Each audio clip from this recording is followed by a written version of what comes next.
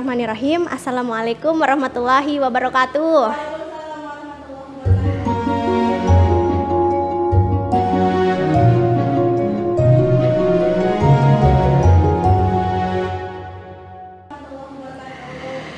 Alhamdulillahirrahmanirrahim. Wabihi nasta'inu ala umuri dunia waddin. Wassalatu wassalamu ala asrafil anbiya'i wal mursalin wa ala alihi wa sahbihi ajma'in. Rabbi shrah li sadri wa yassir li amri wahlul 'uqdatam min lisani yafqahu qouli. Bagaimana kabarnya teman-teman sekalian? Baik, Bu. Alhamdulillahirrahmanirrahim. Semoga kita diberikan nikmat sehat ya oleh Allah Subhanahu wa taala. Amin ya rabbal alamin. Baik, sebelum kita memulai pembelajaran kali ini, mari kita berdoa terlebih dahulu.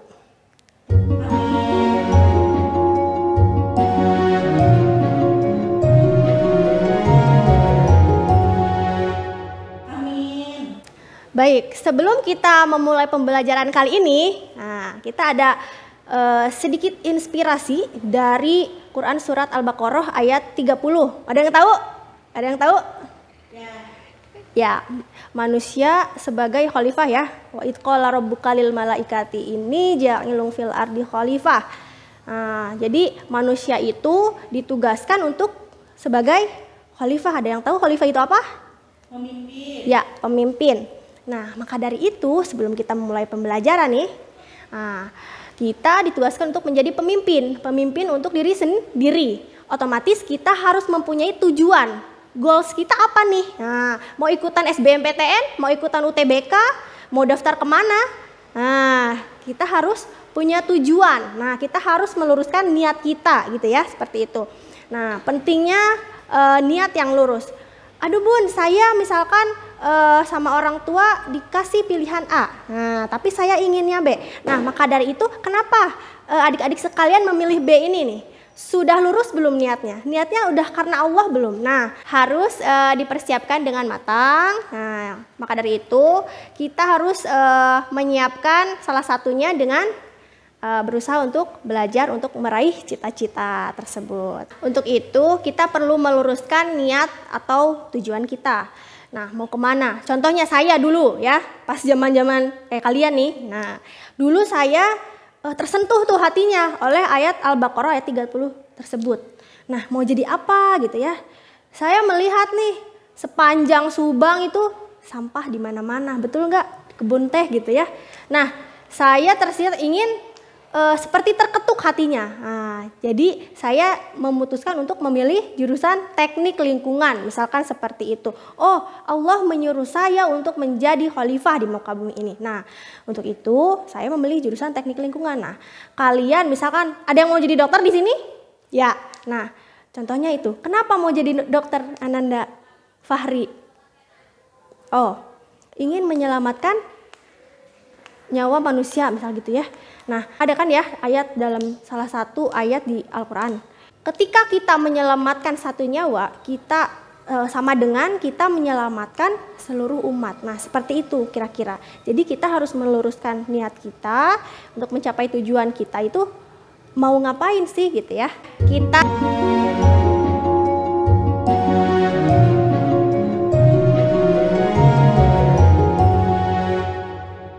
ya.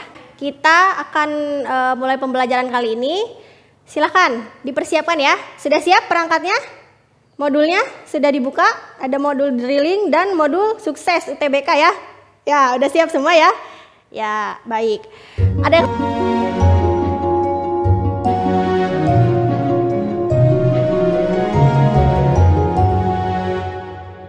baik. Ada yang tahu kita mau belajar apa hari ini? Sekarang kita akan mempelajari mengenai stoikiometri. Tadi katanya ada yang mau jadi dokter ya? Ada yang tahu nih, stoikiometri ini adalah materi kelas 10. Betul, kita mengulang atau mereview kembali materi kelas 10. Satunya ada materi stoikiometri.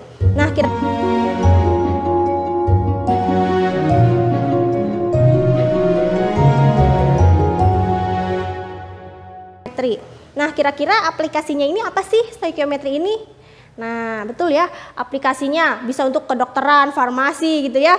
Kan obat-obat itu kan ada konsentrasi tertentu, misalkan kayak yang kalian pakai sehari-hari, misalkan tadi pagi mandi kan, nah tadi pagi mandi, nah itu tentu saja memiliki konsentrasi tertentu deterjen itu ya. Jadi betapa serunya gitu ya aplikasi kita sehari-hari, dimulai dari bangun tidur sampai kita tidur kembali. Nah, bicara tentang stoikiometri ini berarti nanti ada kaitannya dengan apa? Ada yang tahu? Satuan internasional untuk partikel. Itu adalah mol ya, betul. Nanti kita belajar konsep mol.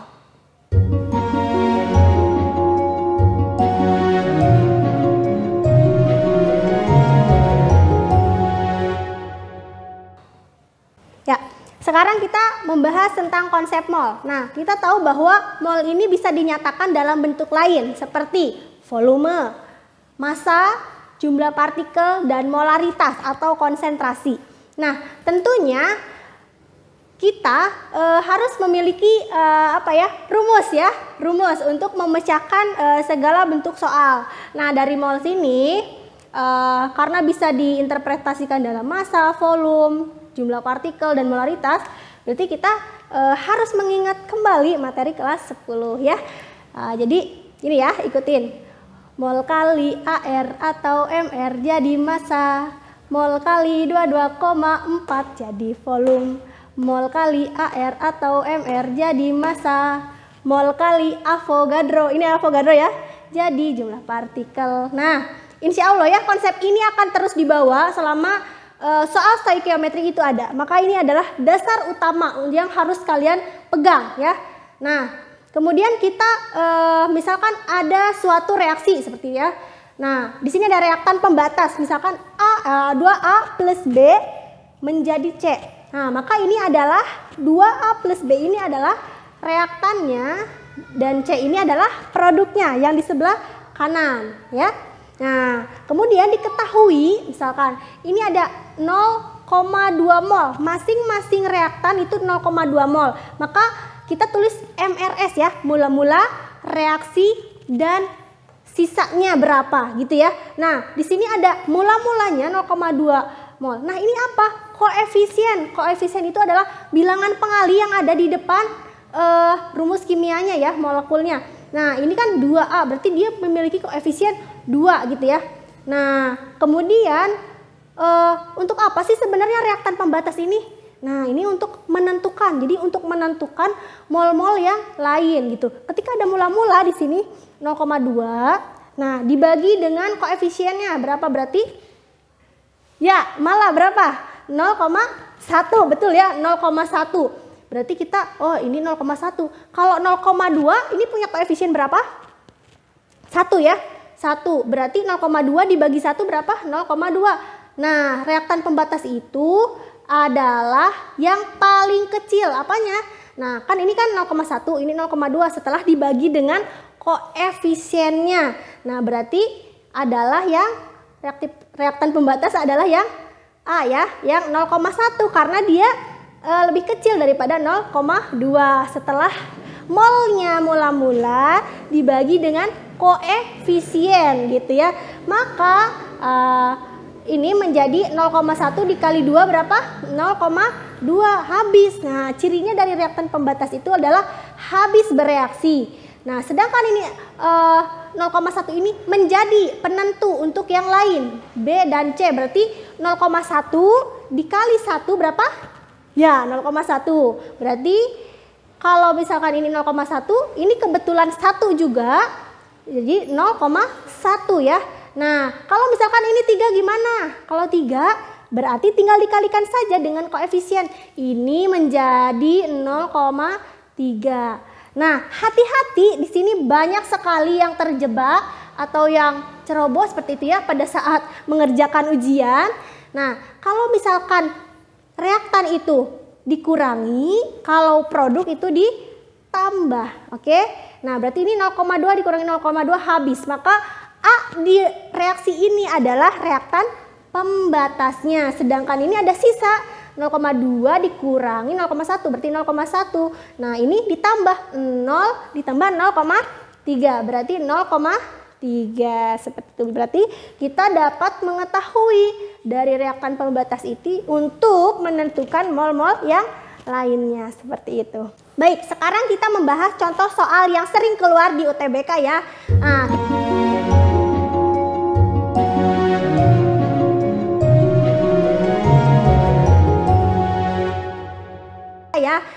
Kita ambil contoh ini nomor 1 ya, UTBK 2019.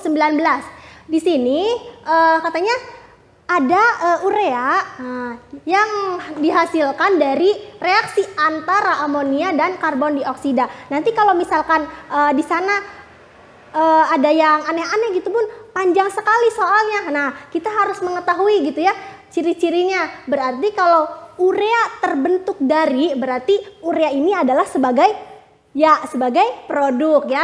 Nah, berarti amonia dan karbon dioksidanya ini sebagai reaktannya. Oke, diketahui masing-masing masanya ya, baik amonia maupun karbon dioksida. Kemudian yang ditanyakan apa? Massa dari urea ini berapa gitu ya. Masanya berapa? Nah, otomatis kita harus mengaplikasikan teori reaktan pembatas yang tadi dengan konsep mol gitu ya. Nah, langkah pertama yang harus kita lakukan adalah mencari mol masing-masing senyawa ini. Kan ini baru gramnya saja, baru masanya saja. Otomatis kita harus mengkonversi dari massa ke mol. Ya, kita harus mencari mol masing-masing. Rumusnya apa tadi? Mol kali AR atau MR jadi massa. Berarti gimana? Diapain? Untuk mencari mol berarti kebalikannya. Berarti dibagi. Massa dibagi AR atau MR. Nah, berarti massa dibagi MR. Oke, kenapa di sini kita pakai atau? Kapan kita harus menggunakan AR? Kapan kita harus menggunakan MR? Ada yang tahu? Kapan kita harus menggunakan AR atau MR? AR itu atom relatif, jadi massa atom relatif. Sedangkan MR massa molekul relatif. Kita lihat ya di sini. Amonia dan karbon dioksida merupakan molekul. Nah, kita ingat kembali ya, kalau atom itu yang satu. Nah, satu aja, N aja, H aja. Ini sedangkan ada N dan H, seperti itu ya. Nah, kemudian kalau misalkan mol berarti massa dibagi MR-nya, NH3, berarti gitu ya. Didapat masing-masing amonianya 0,2 mol. CO2-nya 0,3 mol. Kemudian langkah selanjutnya kita ngapain? Nah, langkah selanjutnya kita mencari reaktan pembatas. Tadi untuk apa? Untuk mengetahui mol-mol yang lain yang belum diketahui baik. Nah, ini 0,2 mol ditulis ya di bawahnya. Mula-mula reaksi sisa seperti biasa. Ketika diketahui ya masing-masing mol mula-mula mana yang jadi reaktan pembatas. Nah, ini 0,2 ini dibagi dengan koefisien ini 1 ya, kalau tidak ada ini 1 gitu ya. Nah, 0,2 mol ini dibagi 2, 0,1 otomatis ini juga harus dibagi dengan koefisien 0,3 dibagi 1 berapa? Ya, 0,3. Ini besar mana? 0,1 sama 0,3? 0,1. Berarti ini sebagai penentu yang lainnya 0,1. 0,1 dikali 2 dikali koefisien 0,2 habis bereaksi. Berarti dalam reaksi ini amonia habis bereaksi sebagai reaktan pembatas, betul. Nah, maka 0,1 ini akan menjadi pengali untuk senyawa-senyawa yang lain. 0,1 dikali 1 0,1, 0,1 dikali 1 0,1. Ini kebetulan 1 semua ya koefisiennya. Nah, berhubung goals kita adalah apa? Untuk mencari massa urea. Tapi kenapa harus muter-muter dulu ke mol? Karena kita mengetahui perbandingan mol ini dari perbandingan koefisien. Jadi harus mau tidak mau harus diubah dulu ke dalam bentuk mol, betul. Nah, setelah kita tahu goalsnya ini 0,1 mol ya. Nah, kemudian kita dapat mengetahui massa urea, berarti mol kali MR-nya urea jadi massa gitu ya. Oke, berarti mol kali MR urea 0,1 dikali 60. Udah pada bisa kan ya hitung MR ya?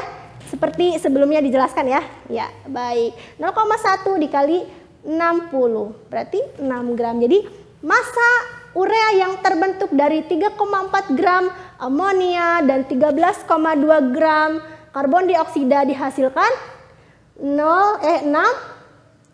gram urea. Jawabannya adalah B. Ya.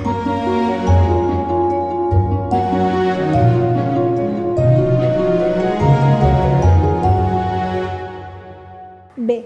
Ya, kita akan membahas drilling soal ya. Nah, kita akan mendrilling soal-soal ya. Nah, nomor 1, jumlah atom N dalam 6 gram urea. Nah, kira-kira pakai rumus yang mana tadi hasil diskusinya? Ya, betul. Menggunakan, mencari terlebih dahulu ya. Jadi, massa nitrogen di dalam 6 gram urea. Jadi kan ada urea nih. Ada urea. Urea itu apa? CO, NH2, 2 kali. Nah, kita hanya mencari atom nitrogennya saja. Jadi kita ingin tahu nih massa nitrogen berapa di dalam 60 gram urea. Seperti itu ya. Menggunakan rumus massa di dalam senyawa gitu ya. Massa atom di dalam senyawa gitu ya. Nah, rumusnya jumlah atom N dikali ARN-nya dibagi MR dari senyawa, senyawanya urea, dikali massa urea. Massa totalnya berapa ya? Berarti N-nya ada berapa di sini? Dikali 2 ya, dikali indeksnya, dikali pengalinya 2. Berarti 2 dikali ARN. Kita tahu ARN ini adalah 14 dan MR-nya 60, betul ya? Dikali massa dari urea. Nah, tadi 6 gram ya, kali 6 gram. Hasilnya adalah 2,8 gram. Apakah sudah sampai sini?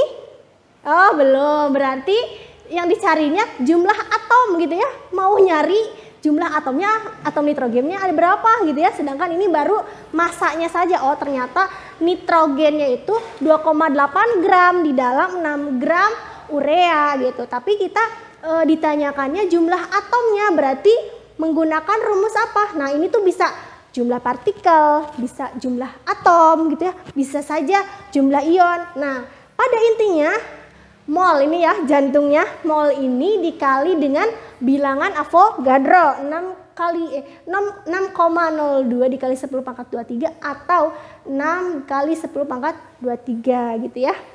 Nah, berarti kita lihat optionnya. Nah, apakah kita menggunakan 6,02 dikali 10 pangkat 23 atau dibulatkan saja 6 dikali 10 pangkat 23.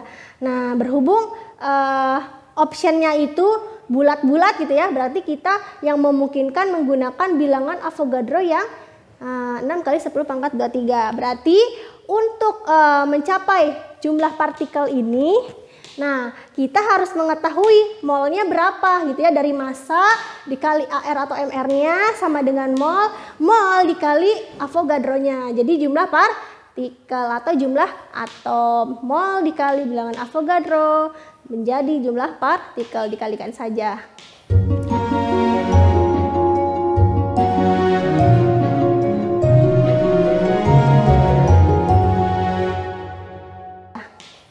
Baik, karena ringkasan materi, contoh soal, dan drilling soal sudah disampaikan ya, basic konsep atau konsep dasar sudah disampaikan, semuanya udah tahu. Yuk sekarang kita coba ya berlatih nomor 2 ya, silakan dikerjakan. Dibuletin ya, nomor 4, nomor 5, nomor 10, nomor 17, dan nomor 20 ya. Oke, baik. Ya, waktu mengerjakan 15 sampai 20 menit.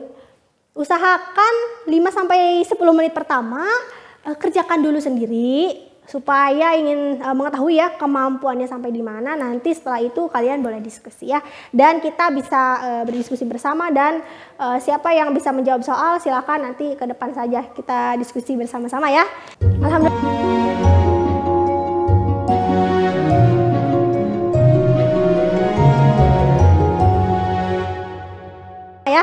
Alhamdulillah, sudah pada bisa kan? Ada yang nggak bisa? Ya, mari kita bahas soal bersama-sama ya. Alhamdulillah.